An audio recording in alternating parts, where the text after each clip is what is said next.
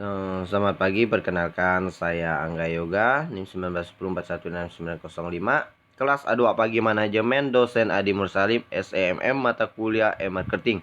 Baiklah, di sini saya akan membaca ringkasan dari bab 2 tentang Ting. Yang pertama itu pendahuluan. Tampaknya sudah jelas dasar dari komunikasi pemasaran yang lebih berhasil secara konsisten terletak pada perencanaan yang kami menyebutnya perencanaan strategi dan riset Ting. Berpikir Ting adalah langkah pertama dalam proses strategi. Ting penelitian perencanaan dan strategi gunakan peluang digital untuk memenuhi tantangan komunikasi, pasar, dan produk. Rencanakan aset dan kampanye. Create buat aset yang indah dari situs web dan video hingga spanduk dan aplikasi iklan. Agen guna saluran untuk mengarahkan lalu lintas ke aset tersebut dan bangun hubungan dengan pelanggan. Optimis, lacak, dan analisis untuk memahami kinerja aset dan kampanye. Dapat wawasan untuk meningkatkan dan menguji aset dan kampanye.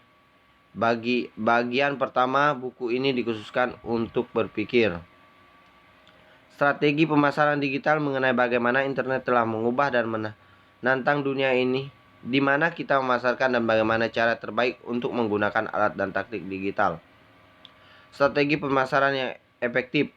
Riset pasar membongkar cara menggunakan internet untuk memahami audiens dan kampanye. Pendahuluan. Strategi menunjukkan cara yang paling menggunakan bagian organisasi untuk dilaksanakan pada periode waktu yang ditentukan. Strategi juga menguraikan taktik dan sarana yang harus digunakan untuk melaksanakan cara ini.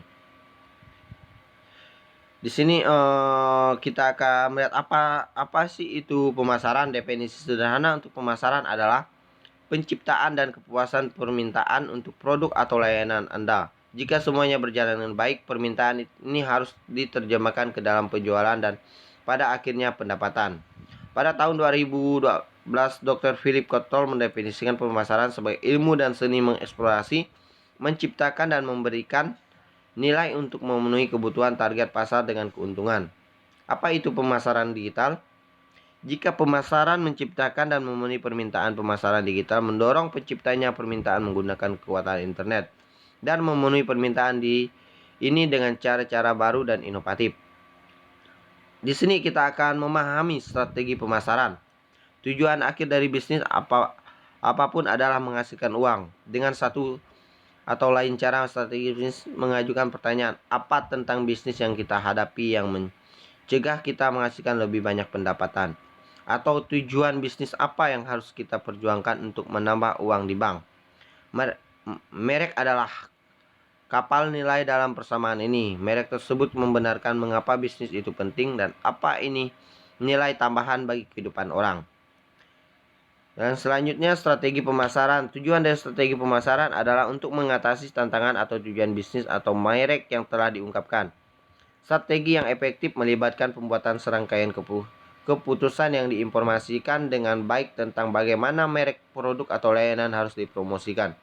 Merek yang berupaya menjadi segala baginya bagi semua orang berisiko menjadi tidak fokus atau kehilangan kejelasan profesinya. Proposisi nilainya.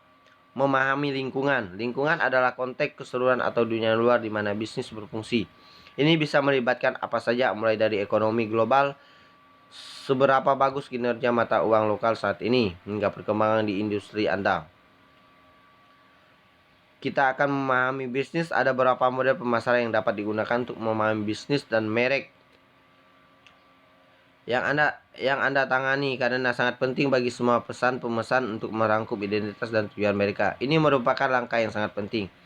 Memahami pelanggaran. Di internet perjalanan konsumen tidak linear. Sebagai gantinya, konsumen dapat terlibat dengan merek Anda dalam berbagai cara, misalnya di seluruh perangkat atau saluran pemasaran sebelumnya melakukan pembelian. Tujuannya adalah untuk menjangkau pelanggan dengan pesanan pemasaran yang tepat pada tahap yang tepat dari perjalanan mereka. Kita juga harus bisa memahami pesaing. Pentingnya untuk mengetahui siapa lagi yang memasarkan ke pelanggan potensial Anda, apa yang mereka tawarkan, dan bagaimana Anda dapat menantang atau belajar dari mereka.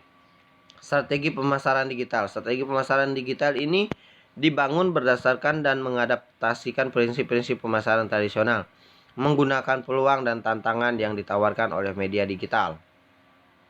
Di sini ada blok bangunan strategi pemasaran. Teknik pembangunan berikut akan membantu Anda menyusun strategi pemasaran, baik online maupun offline, yang menjawab tantangan bisnis inti Anda. Model strategi ini hanya titik awal dan cara untuk membantu Anda memikirkan masalah saat Anda tumbuh dalam pengalaman dan wawasan.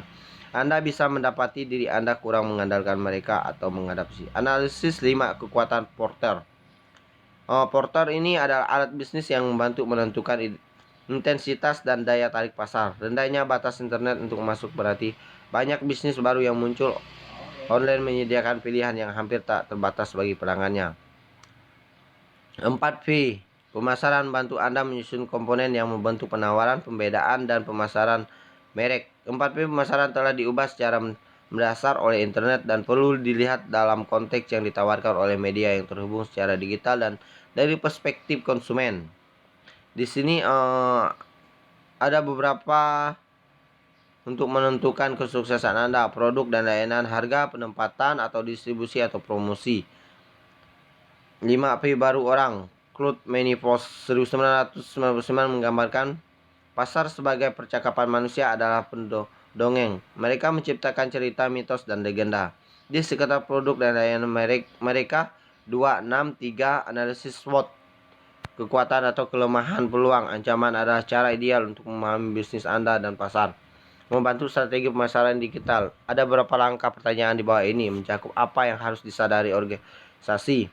Yang pertama itu konteks.